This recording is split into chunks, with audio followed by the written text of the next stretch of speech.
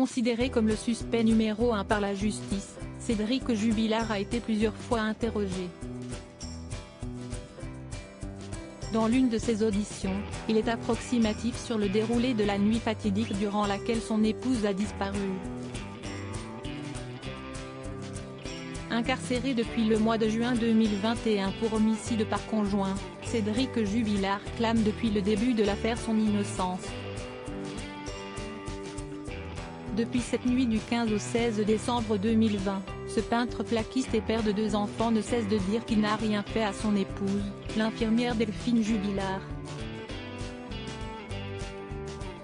L'enquête avance difficilement depuis plus d'1 an, car il n'y a pas de preuves solides pour l'incriminer à ce jour et il reste de nombreuses questions.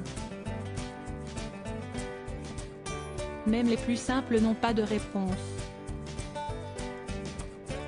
En effet, lors d'un de ces interrogatoires, auquel le journal du dimanche a pu avoir accès, il était particulièrement flou sur la soirée fatidique qu'il a passée avec celle qui va ensuite disparaître sans trace dans la nuit. Les magistrats ont en effet demandé, lors d'un deuxième interrogatoire qui a eu lieu en décembre 2021, si Delphine Jubilard a dormi avec lui 1 an plus tôt, le 15 décembre. Il n'en sait rien comme le relate le JDD, l'artisan plaquiste ne remarque même pas que Delphine s'est particulièrement apprêtée avant d'envoyer, via Snapchat, une photo d'elle en combi-short à son amant. On ne se regardait plus l'un l'autre, explique-t-il. Il prétend même ne pas savoir si sa femme dormait avec lui ou sur le canapé. Quand je dors, argue-t-il.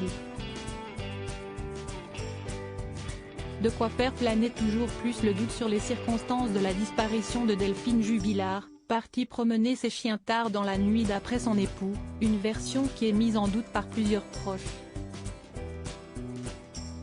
Cédric Jubilard est-il un mari esseulé qui n'arrive pas à comprendre le tourbillon judiciaire dans lequel il s'est retrouvé, conspué par les proches de sa femme, ou un manipulateur, capable d'insulter l'entourage de celle qui voulait divorcer de lui et qui fait tourner en rond les instances judiciaires? Les preuves matérielles manquent pour charger un coupable.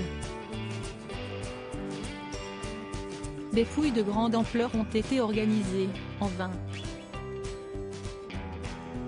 Son entourage, très soudé, continue d'organiser des battues régulièrement et honore la mémoire de la jeune femme. Les analyses de traces de sang dans un véhicule blanc qui seront dévoilées à la fin du mois de mars pourront peut-être permettre d'éclaircir certaines choses. Cédric Jubilard reste présumé innocent des faits qui lui sont reprochés jusqu'au jugement définitif de cette affaire.